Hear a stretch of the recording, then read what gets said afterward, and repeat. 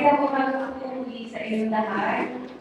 Kami po ang officers at board of directors at mga naninirahan sa Ciudad Grande, Executive Village na nakatakupan po ng Barangay Rosario, Pasig City. Una-una po, pinagagalang po namin ng lubos ang inyong pagbibigay ng oras para po makadalo ngayon sa ating simple meeting or sharing lang naman po para po malupasan ang iba pong problema ng syudad at malaman natin po ng lahat ang totoong sitwasyon ng Ciudad Grande sa ngayon.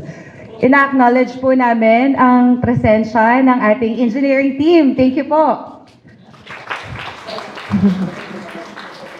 Ikalawa, ina-acknowledge din po namin ang presence ni Congressman Roman Romulo. Thank you, sir.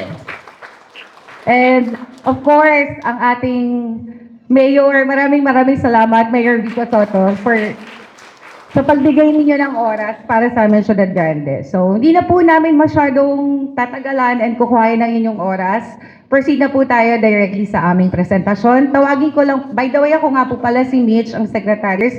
Yan naman po ang aming ibang officers at board of directors. Yan.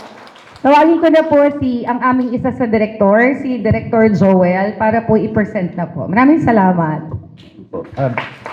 Ma'am Mr. Joel, bago kayo magsimula, tanungin ko lang po kayo kung yung inyo, meron bang anything confidential in nature? Kasi may mga nag-video, okay lang po sa inyo? Or pwede natin silang... hindi, kung gusto nyo lumabas muna sila? Wala naman. Okay, sige. Salamat po. Hindi naman po confidential kasi mga tatrabahuhin po yun. Gagawin natin. Okay, good morning po muli. At of course, nagpapasalamat po muli kami dahil lalo na kay Congressman Romulo and kay Mayor Vico. Maraming po salamat at ang ating mga magigiting na kasama po ni Mayor at ni Congressman. Sir, unang-una, malaki pong pasasalamat namin dahil na-involve ng aming subdivision dito sa inyong Oplan Kayusan Project. So napakalaking bagay po sa amin yan kasi we identified ilang areas na gusto po sana naming maisama.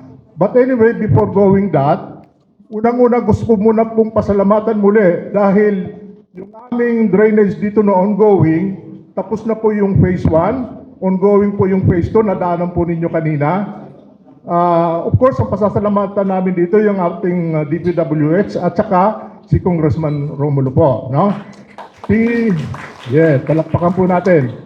Si Mayor Vico naman, mamaya, marami kaming hilingin sa kanyang paggagawa rin. Actually, gusto ko lang pong iparating sa inyo na malaki po ang naging impact, no? Initially, nung project na yon ng drainage, kasi itong nakaraan pong Typhoon Karing, di ba? Bumaha po.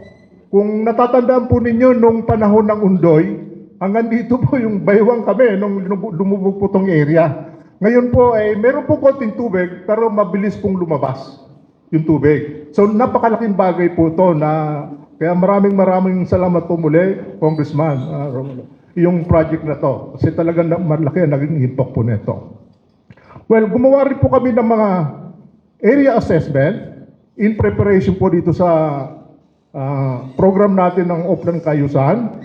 Mayroon rin po kaming nagawa ng mga ilang bagay katulad ng repair ng manhole. Nagawa na po namin yon.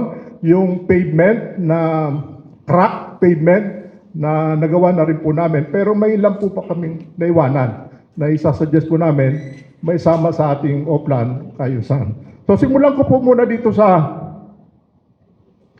ito po yung Bully Creek. Yung Bully Creek po kasi, ito yung outflow namin ng tubig galing po dito sa subdivision, papunta po doon palabas. So in other words, doon po dumadaan ang lahat ng tubig galing po sa subdivision. So isa pong challenge sa Bully Creek, medyo silted na po, medyo maburak na, kaya yung volume of water, medyo umaapaw, nagbabackflow po siya. Nagbabackflow. So in other words, kung bumabaha man kami, pag nakalabas ng tubig, saka lang po nagsasubside yung tubig sa amin sa loob.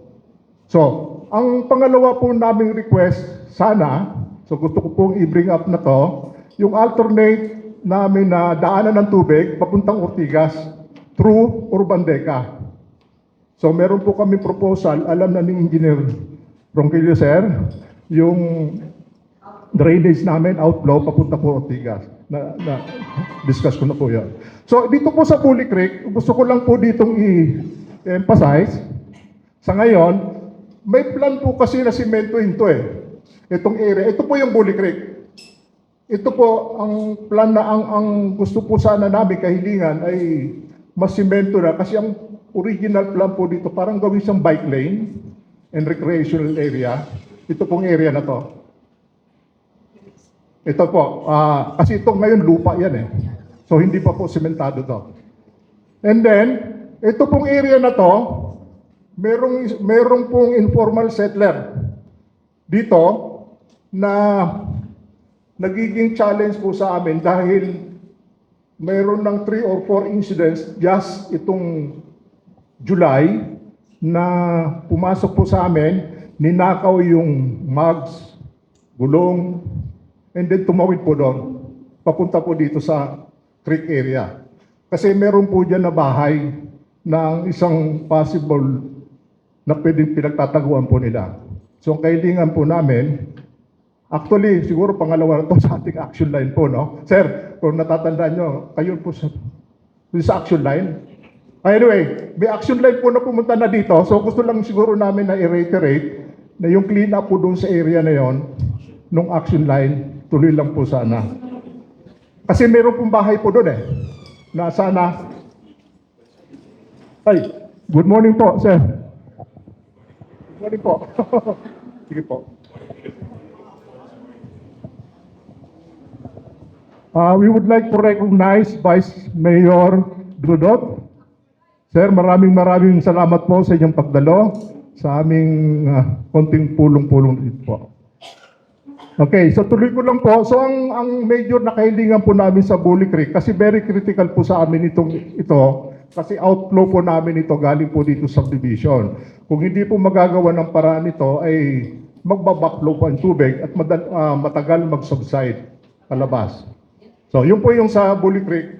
And then ito naman, pinakita lang po namin kasi mababa po yung bakod namin. So ito po, pag tumayo ang tao, pwedeng kitang-kita. So ang nangyayari, dinagyan po namin ng yero to prevent yung magnanakaw, pumasok. Ang nangyayari po, ninanakaw yung yero. Ginagawa siguro bubong. No? So nawawala po yung yero. Marami na pong incident na report, ninakaw po yung yero. So kung hindi naman po kalabisan na kahilingan namin, kung pwede po mataasan natin yung perimeter fence na yon. Kung hindi naman po kalabisan. Anyway, may copy naman kayo po ng May copy naman po kayo dyan. Tuloy ko na lang po. Sa next page po natin ng copy, ay may mapapansin nyo po merong bakod ng mga kahoy, mga kawayan. Kawayan po, yun po yung sinasabi ko, kung may binilugan po kami dyan, yung may copy po, binilugan po kami na dyan po yung bahay, maliit na bahay lang, tinitira ng mga medyo hindi magagandang kalooban na tao, no? Na medyo nahuli namin ng mga nagnanakaw po, no? Yan po yung Bully Creek na very clear po sa picture. Tapos po, isa pong napansin namin, yun po sa picture din, meron kayo napansin pong crack. Sir, doon sa po. Next page po yan. Next page ng hawak niyo po na, ay, yung ganito po na, sir. Si Mayor yata walang copy. Ibang copy ni Mayor.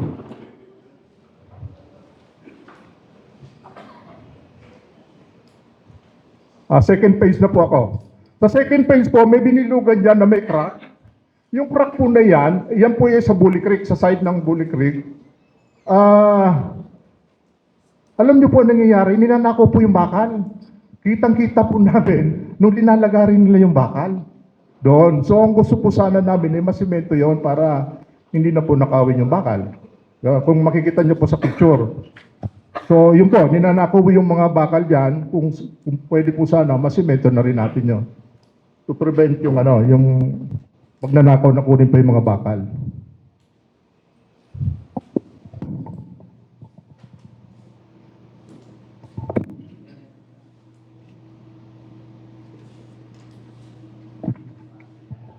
Yung next page naman po,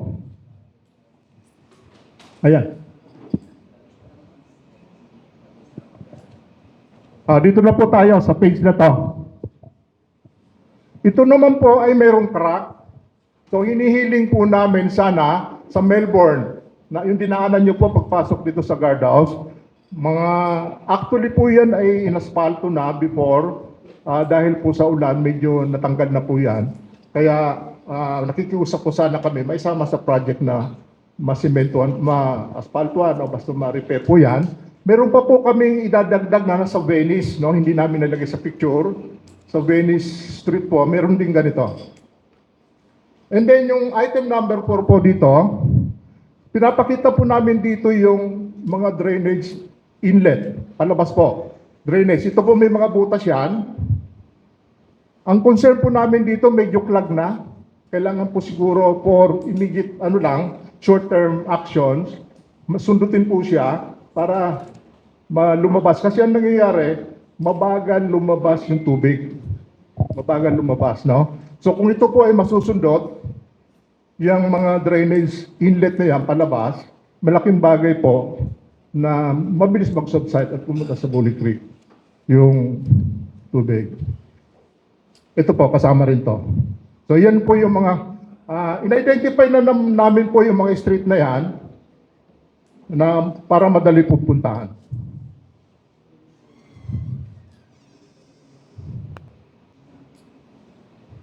Ito naman po, picture lang ng CCTV.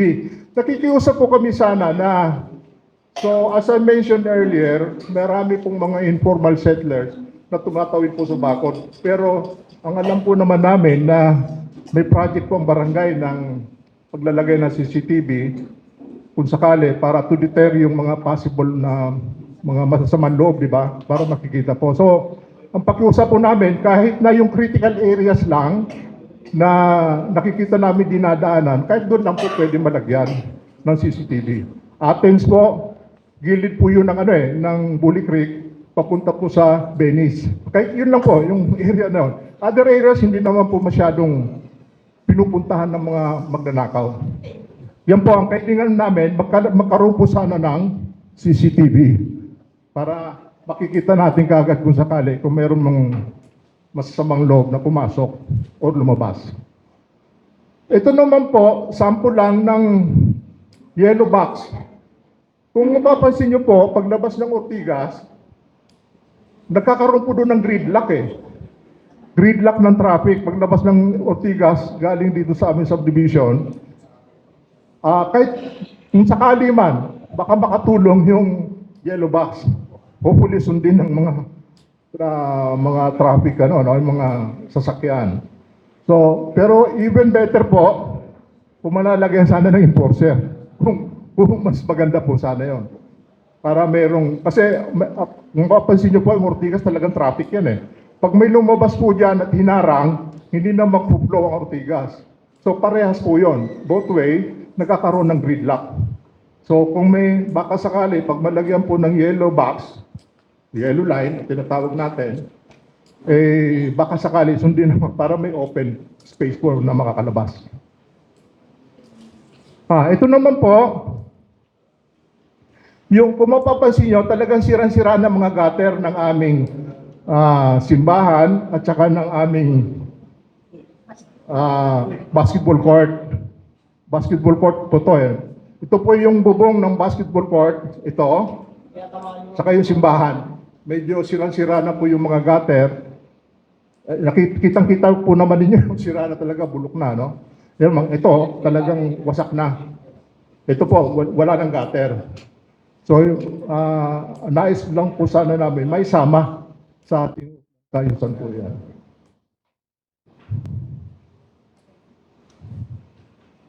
Ito naman po, mga lamppost, sa paligid lang po nito.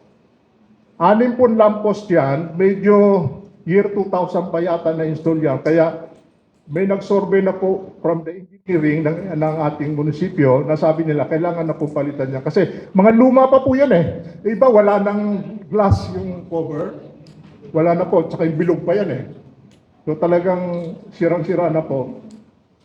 Although may assessment na po ang engineering dyan, ang proposal po, palitan po, 6 po na piraso. Dito lang po yan, sa paligid nito. And then ito po, last item, kung lalo na kung may bagyo, yung tree trimming, no? Medyo matrim po natin yung mga puno na sumasayad sa kuryente. Sa kuryente po. Mga medyo delikado na po ito eh. Na sana, gusto lang sana namin matrim. Ay hindi naman pwede namin gawin to kasi medyo unsafe sa amin. Wala kami technical expertise sa pag delikado po. So, well, I don't know kung pwede sa LGU o sa Meralco na ikat po ito. Okay, so, initially, yan po yung aming assessment. Unless yung iba kong kasama may gustong idagdag. Pero may ilan pa po ako sanang ihiling kay Mayor. Lalo-lalo na po yung issue namin sa Urban Deca, sir, kung natatandaan po ninyo. Matagal na po kaming pabalik-balik po sa office ninyo tungkol dito ay hanggang ngayon po hindi pa nare-resolve. Just to give you an idea, nagkaroon na po ng resolution yan kasi pinaso po namin yung Urban Deca tungkol sa right of way. Naging desisyon po ng DSUD o Department of Settlement and Human Development, ang sabi nila, kailangan, inutusan po ang Urban Deca na i-annotate yung right of way namin sa title. So because of that, at least nagkaroon na ng reinforcement yung aming karapatan na talaga officially, perpetual po yun, ay talagang mayroon po kaming right of way. Okay po yun. So, isa po yun sa magandang kahit paano, nag-gain namin decision galing po sa DSUD. Ang ilan na lang po namin, sir, concern ay yung signage namin kasi marami nang naliligaw na mga Grab, lalamove, hindi nila alam kung saan ang Ciudad Grande. Kasi wala pa po hanggang ngayon. Alam ko po may agreement na kami noon with 8990, hindi po napapatupad. Kasi to tell you honestly, yan po ay existing noon since 1986. Nandiyan na po yan eh. Tinanggal lang po ng Urban Deca. So tinanggal po nila yon, yung signage plus yung aming guardhouse. So meron po kami existing guardhouse yan. Yung hawak ni Mayor na nasa picture yata yung mga guardhouse namin. So yun po ang namin, medyo urgent na kahilingan. Plus siguro yung drainage na palabas. Kasi ang tinitingnan po namin dito, kung sakaling mag-backflow ang tubig to Bully Creek, kasi normally kung ang tubig po sa Bully Creek, hindi lang po galing sa amin eh. Kasama na po yung tanimang bayan. Malaking area po yan, tubig na yun, napuplo papunta doon, papunta sa St. Joseph, no? So generally, napupuno po yon. Ang nangyayari, pag puno na siya, nagbabackflow ang tubig sa amin. So hindi na makalabas. Siguro, malaki pong bagay sa amin kung merong alternate outflow papunta sa Ortigas. Kasi existing po naman dati yan eh. Meron na po yan. Kailangan lang buhayin at implement po. Siguro, mga ilang pang namin, siguro once na lang, kailangan yung playground, painting, yung ganon, siguro mga minor na yun, na pwede namin isama na lang sa kailangan namin. Yun lang po, sir, kung ano man. Okay. Sige, maraming salamat po, Sir Joel. Unahin ko na po yung mga nauna niyo pong nabanggit, Engineer Arta, may copy ka ba nito? Sa'yo na lang to. So yung iba naman nito, magagawa po natin kaagad. Mag-coordinate na lang po sa inyo ang aming engineering at OK team. Gaya nung tree trimming, yung request for, mabilis lang naman po yun. Dito naman ang senro natin. Inform ko lang din po kayo na meron pong pending project through DPWH. Nagko-coordinate na po tayo with Kong Roman and DPWH para sa Bully Creek na magde-dredge po sila and may ano pa yung kasama dun sa scope of work, linear park. So papagandahin po yung area ng Bully Creek. Tapos lalalim po yung Bully Creek, parang magiging times 2 yung depth niya. So magiging malaking tulong po yan sa atin. So, inform ko lang po kayo. Pero pag magsisimula na siguro, bigyan natin sila ng karagdagang detalye through Engineer Arta po. Yan. Yung mga iba naman po, Engineer Arta, basta tingnan mo lahat kung anong kayang gawin na kaagad. Kamustahin ko lang din po yung pag-turnover natin ng open spaces and road lots sa LGU. Sir, ito pong aming common spaces and kalsada, naka-turnover po sa LGU. Okay na po. Yes, open na po. Noon pa yan, before pa kaming nag-take over yung bagong officers, na-take over na-donate na po to ng dating board sa LGU po. So talaga pong ang may hawak po dito ay munisipyo, LGU na po. Okay, Yes, sir. sige. Yes, sir. Mabuti po. Okay na po yan. Ganun. Ngayon po, dun po sa mas malaking issue o sa mas mahirap na issue sa 8990, 8990 Urban Deca. Di ba, tatandaan niyo naman po, nung nag-meeting tayo sa opisina ko, yung isang meeting natin, kasama sila, at through the assistance of Engineer Francis, our building official, ay nakipag-ugnayan din tayo sa kanila at may mga hiningi tayo sa kanila. Yung guardhouse, ano pa ba yun? Di ba? Yung pagtapyas ng parking building nila, yun, walang problema yun, di ba? Yung pagtapyas ng building, pumayag naman po. Congratulations po sa inyo dahil at least meron tayong HSAC or DSU decision para sa perpetual right-of-way. Kaso, mukhang in a way, napasama tayo ng konti kasi nawalan tayo ng leverage din sa kanila eh. So, hindi ko alam ngayon kung anong status. Engineer Francis, baka pwede nyo kaming i-update kung anong status sa kanila at sa commitments nila. Honestly, sir, kaya rin nga po, nung huling nag-usap po tayo, bali third meeting po natin yun, kaya ina-urge ko talaga kayo na pirmahan na yung MOA para mapuwersa na sila, matali na po sila, at wala na silang choice, kundi ibigay yung mga nakasaad po dun sa MOA. Ngayon po, dahil may sinasabi pa po kayo, may pinresenta kayo sa akin na additional documents na first time yung ipakita sa akin nung third meeting natin, unfortunately, wala tayong MOA to speak of. Hanggang draft lang yung naging MOA natin dahil hindi pa po kayo pumayag na pirmahan siya that time. So, ang lumalabas, hindi sila, as of now, hindi sila obligado na gawin yung mga kahilingan natin. Ito ba yung representative from Urban Deca? Pwede kayo magpakilala, sir? Wait po ako lang si Engineer Marquez. Okay. So, ayun, kaya talaga sana napirmahan na natin yung MOA para wala na, whether naka-annotate or hindi yung perpetual right of way, sana yun na yun eh. Gagawin nila kung ano yung mga kahilingan natin. Pero anyway, nandito na po tayo ngayon. Tanungin natin ang Urban Deca kung ano ba ang commitment nila. Sana, yung mga bagay naman na siguro maliit lang naman. Ilan ang 19,000 units to. Siguro yung hinihingi naman ng Ciudad Grande, di naman kalabisan siguro yung hinihingi nila. Diba? Kapiraso lang naman. Ang liit lang naman ng worth nung hinihingi nila kumpara sa buong proyekto ninyo. So, Engineer, baka pwede niyo po kaming i-update sa commitments ng kumpanya po ninyo para sa Ciudad Grande. Baka pwedeng pahiram po ng microphone si Engineer.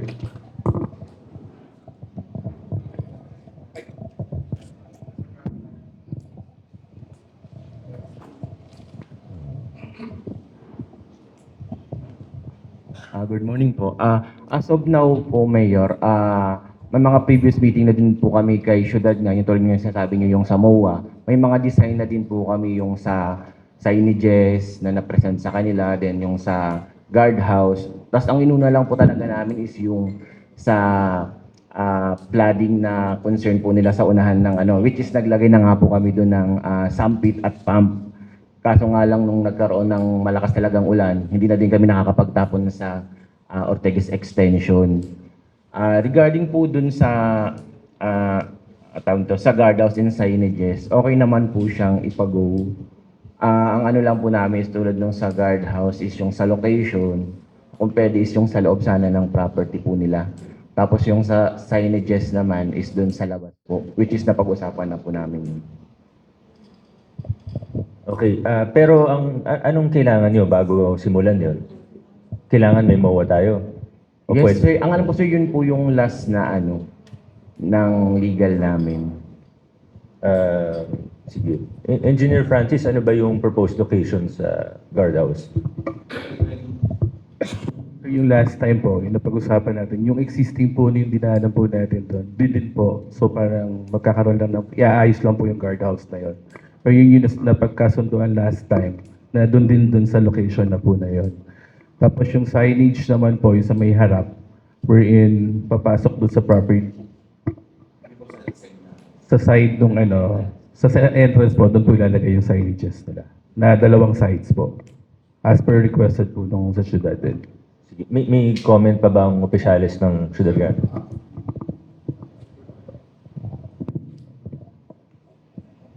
Unang-una sir, salamat po doon sa sinabi nyo.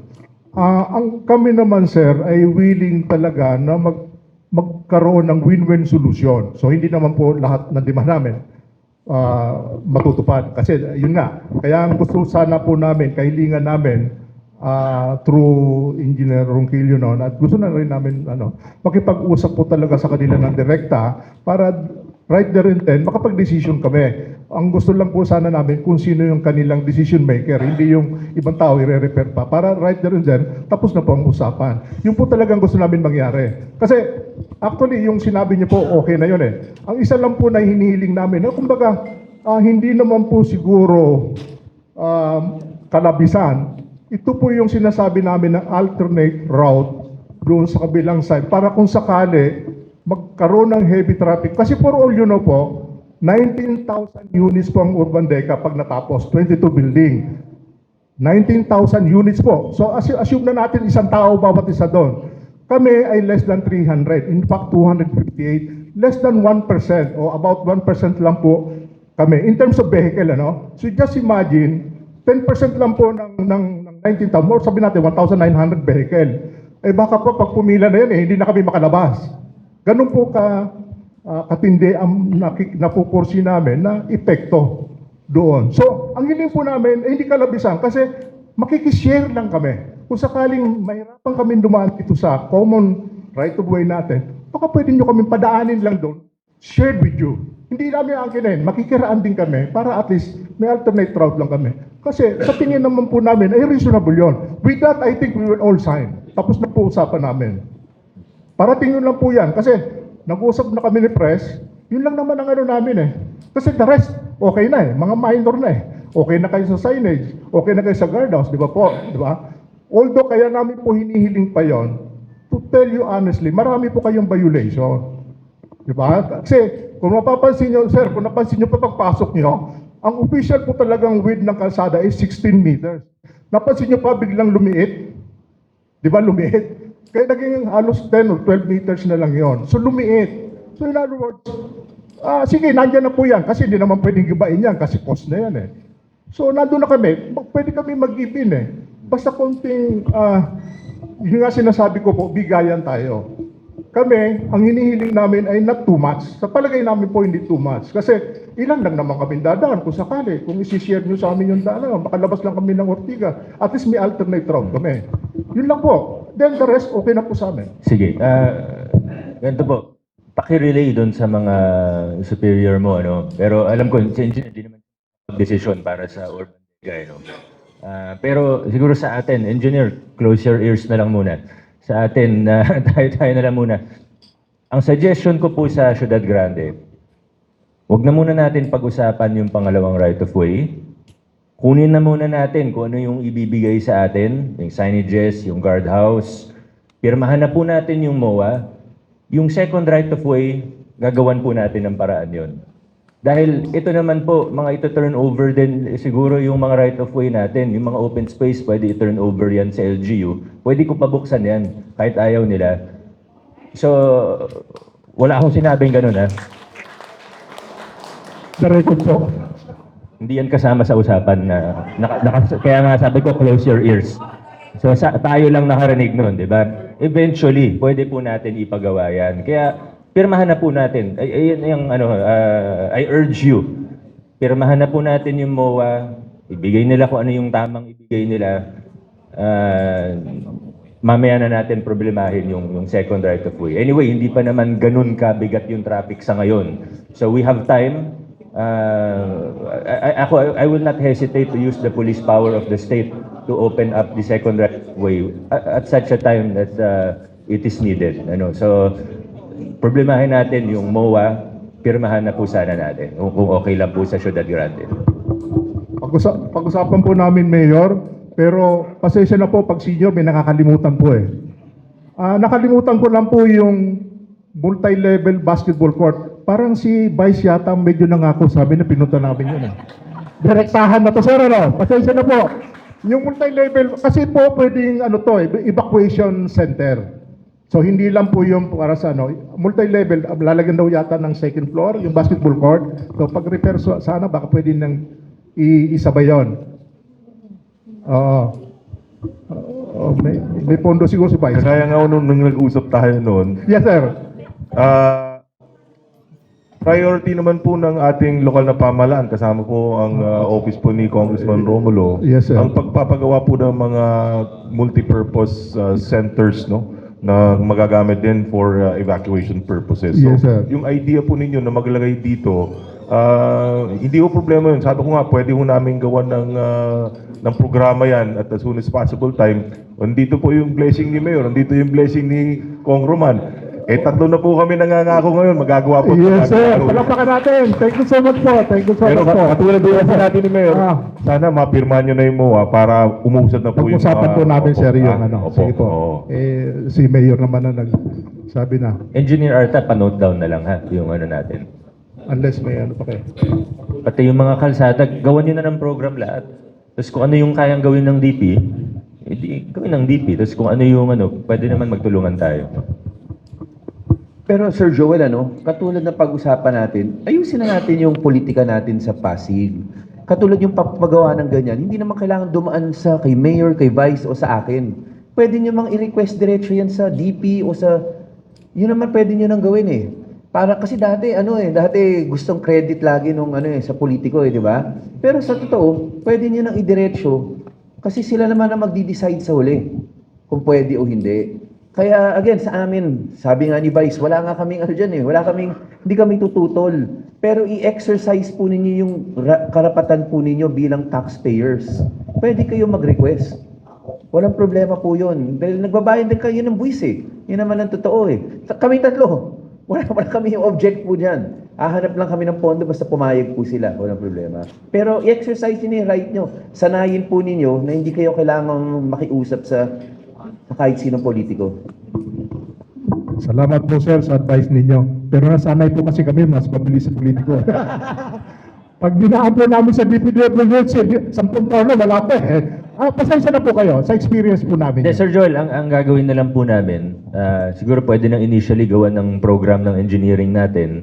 Pag ready na po yung program, tingnan po natin kung gusto gawin ng DPWH, walang problema kung gagawin DPWH. Kung hindi naman po, pwede rin naman siyang budgetan ng LGU for next year or perhaps the succeeding year. Pero at least, umuusad, ibig sabihin. Kasi may mga sa LGU, hindi ko siya kaya commit next year. Mas mabuti na yung honest ako sa inyo. Kung LGU budget, hindi ko siya kaya commit next year. Mas unahin natin syempre yung mga drainage, yung mga ganyan po. Sa mga kalsada, yun yung ipa-prioritize po natin. Ay sir, kung sakali po pala, by the way, kung mag-meet kami with the board at mag-decide na kami doon sa inyo pong suggestion, sino pong kakausapin namin? Through whom? Si Engineer Arta. Si engineer? Okay. Si Engineer Arta Jeronimo po. Siya po ang para alam kung paano kami OIC. leading po. Kasi nakakaya na kay Mayor eh. Ilang beses na kami nakikita ni Mayor. Hindi po, walang problema. Okay po, salamat po.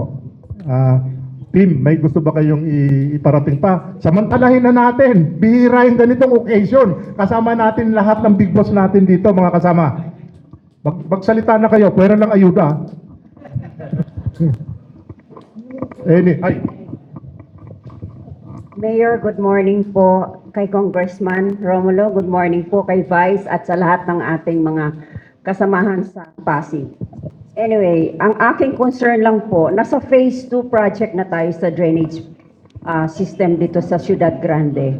Tanong ko po, magkakaroon po ba ng phase 3 project dito sa Ciudad Grande po? Sige, baka pwedeng paliwanag ni Engineer Arta. Hindi ko kabisado yung facing niya kasi.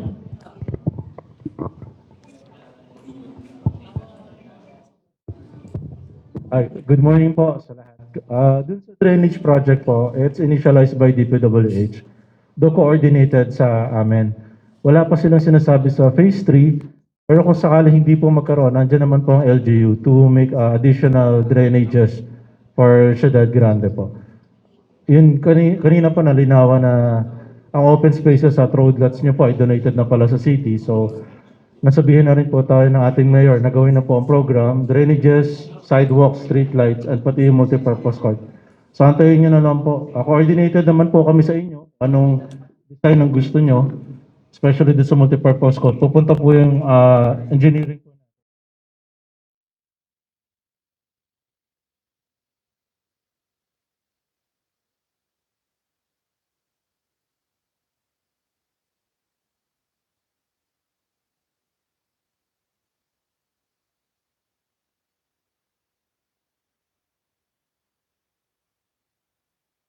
yung health center, no, extension.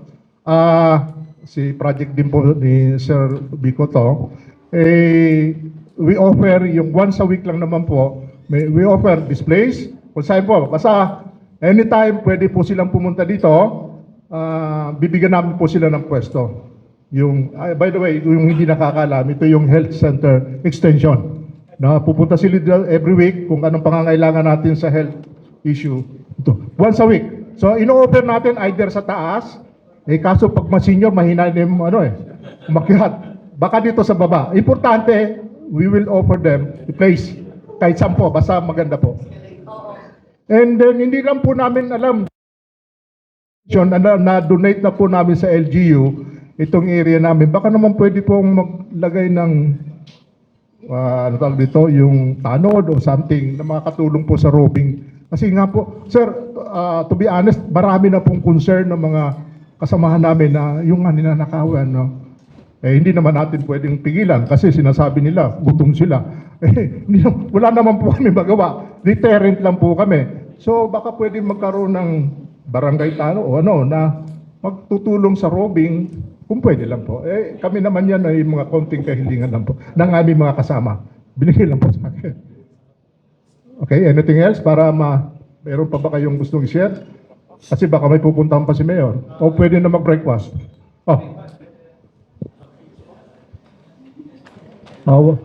Wala na. Pagsamantalahan na natin si Sir. Nandito na. Kasi ang concern ko talaga, yung phase 1 project ng drainage system dito sa Ciudad Grande, lalo na sa amin. Ang aming bahay is located, sabihin ko na para alam mo nyo, baka sakaling bumisita kayo banda sa amin. Dito kami sa may Venice, corner Moscow Street. Pero yung drainage system hanggang doon lang po sa kanto ng Moscow Street. Hindi po nagtuloy-tuloy hanggang doon sa dulo. Hindi, sisiguraduhin po natin yan, tatapusin po natin Sa yan. phase 1 project po yan. I'm referring to the phase 1 project. Hindi po natapos actually. Nung last year, pinangakuan kami nung DPWH engineer, project engineer, supposed to be, she is the one. Ang sabi niya, dito daw sa phase 2 project, isasama na daw kami. Yes. Itutuloy daw po, Mayor, yung aming drainage system dito sa dulo papuntang Venice Street. Kaya ang worry ko lang po, just like nung nangyari nung habagat po, grabe ho ang tubig sa amin hanggang lagpas hita po. Ang taas po. Sige po, sisiguraduhin po natin na matapos Sana siya. man po, Opo. maano po, Mayor. Kasi po, yung aming kalsada, dami ng pong lubak-lubak because of the stagnant water. Marami pong salamat, Mayor. Thank you po. Okay, kung wala nang katanungan kayo, pagpahingayin na natin si Congressman Romulo, si Sir Bico, and si Sir Vice. Pwede po, meron kaming hinandang konting lugaw na may itlog.